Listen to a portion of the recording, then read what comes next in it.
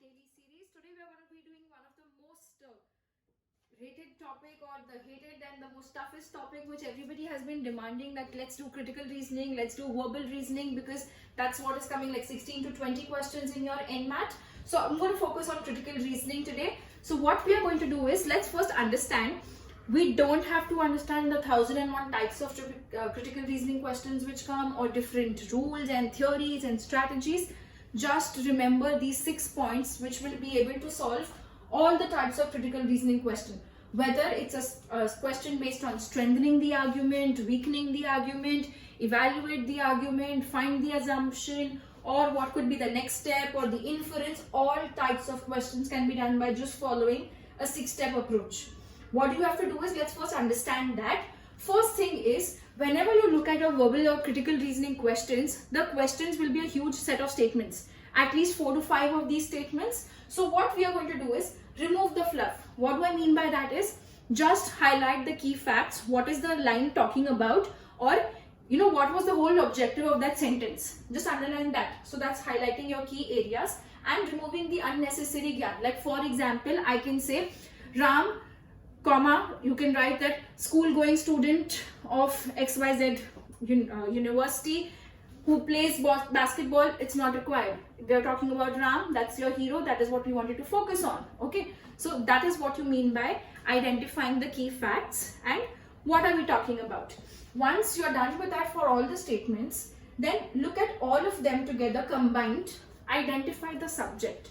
When I say identify the subject, here I'm talking about identify the hero of your content. Like 5 statements combined together, what was the main focus area? Once we know what's the subject, this is very important, because this helps us when we will come to our last step of eliminating the answer options, because anything which is off track or off my subject will not be your answer. You've ever seen people were running the horse race. If you have ever gone there, the horses run with horse blinds so that they stay focused, they don't go outside. That is what your approach has to be when it comes to critical reasoning. The only thing you know is the statements given to you. The only person or the object you're going to talk about is the hero of your statements or your context passage which is there. Anything beyond that is out of context. So wear horse blinds, very straight focused. So we have to make sure we know our subject. Then what we do is we attack the argument. What do I say that?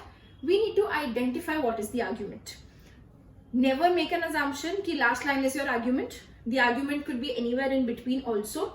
The argument is basically some kind of a conclusion, some kind of an inference that I have derived from all the facts, or some statement I have passed, like this one recommended this. And my question is going to be based on that. So that is what we understand, that argument and your actual question. Read them together. What does the question actually want you to do? Because 90% of the time your question will not tell you strengthen the argument or weaken the argument. It's never going to be that direct. It will be always indirect. So make sure you read the question and the argument effectively together, so that we can then frame our question 0. What is now my question 0? My question 0 is nothing but coming to the point, what exactly do I want you to do? Okay, best we will understand this with the help of an example. So I'll explain you with a question as well also. And we'll do 2 questions so that we can understand what the whole stepwise approach towards it is. Initially, do it like a layman, each step by step. Later on, it will become a hang of it. You will not need to write 6 steps. You will automatically get the answer by framing your question 0 and eliminating the options. Only 2 things required to be done. But that comes with practice. The last and the most important one is, the easiest way out is eliminate the options, because you might feel answers, there are a lot of close by options. But once you know your question 0, you can eliminate everything based on it's irrelevant to the question 0, it is out of context from the subject. Very simple. Alright, so that's how we are going to approach. Now let's do one thing, we'll check out a couple of examples. So now let's look at the example which I was talking to you guys. Let's understand this. If you see, the board is completely full. Why? Because critical reasoning questions are lengthy. That is why reasoning in NMAT is taking the maximum time for everybody. So make sure you become so good with this practice that you can save time actually in your verbal reasoning questions. Okay, so first let's read the question itself. What is the question? It talks about the cafeteria of a certain elementary school provides a free lunch every day to the entire student body, a significant expense in the school's annual budget. A vice principal was exploring cost-reducing measures that would not compromise nourishment. A local Italian restaurant offered the school a large number of pizzas at a vastly bulk rate. The pizza was served one day. Afterward, the vice principal calculated the cost of pizzas and delivery was more than average cost of the cafeteria lunch. Therefore, he concluded school could not save money. I have just print read the whole question. Okay. Now let's read it from the perspective of what we are supposed to do. Okay. Question kya hai? What is the most required to evaluate the conclusion? So it's a verbal reasoning question. Answer options are given. Will I read the options first? Absolutely no. I'm going to read the question again. Okay. Why? Because from here we'll identify the important things and eliminate whatever is crap. Okay. So here, the cafeteria of a certain elementary school provides a free lunch every day to the entire student body. This entire statement ka objective is free lunch is given, which is a significant expense for the school's annual budget. Baki sab gyan hai, theek hai? Next, a vice principal was exploring cost reducing measures. जो भी था, ठीक है, करना क्या है उसको, reduce the cost. So came up with cost reducing measures that would not compromise the nourishment. Okay, so not compromise the nourishment is also one of the factors required here. Next, a local Italian restaurant offered the school a large number of pizzas at a vastly bulk rate. So now I am going from the cafeteria lunch to some local Italian place where I'm getting at a bulk rate. This is important. Okay, now the pizza was served one day, and afterward the vice principal calculated the cost of pizza and delivery was more than the average cost of cafeteria lunch. ये पूरा statement हमारे लिए important है. क्यों? Because they have told what happened कि one day we got the pizzas, we served it, and then we calculated कि one day cost of the pizzas plus delivery was more than the one day cost of the cafeteria lunch. ठीक है? That means he concluded that the school did not save money. This is the final conclusion. So from all of this, I have to identify my subject or what is the hero. Here we are talking about reducing cost because I spoke about free lunch, then I spoke about it's an expense, then we wanted some cost reducing measures, and the final thing we are saying is that the school could not save money. So the main hero or the prime point out here is money, right? So खर्चा कम करना है और खर्चा क्यों कम नहीं हुआ is what is the conclusion we have to find, because the question is what is the most required information for this. Now what was the next two steps I had told you?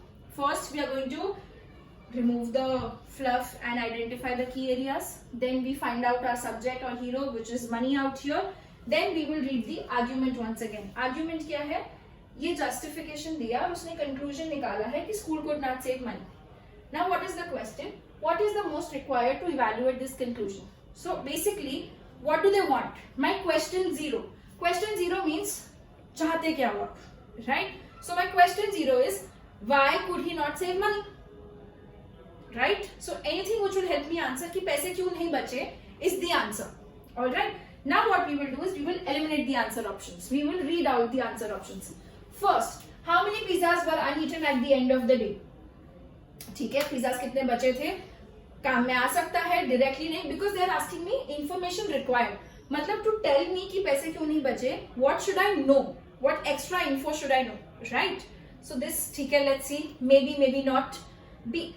Always remember, never read only one option and decide the answer here. Always read all the 5 options and eliminate, because there could be close options, there could be 2 options, 3 options which are correct, and you have to choose the strongest or the best fit answer. Alright? Again, second one is the pizza provides same level of nutrition as the cafe ka lunch. Good, अच्छी बात है, but my hero was money. Does it talk about money? No. So this is a fact, but what's of no use to me? No concern with nutrition right now. C. Another Italian restaurant would provide similar deal and offer free delivery. ठीक है, talking about little saving money aspects, maybe the answer. Okay.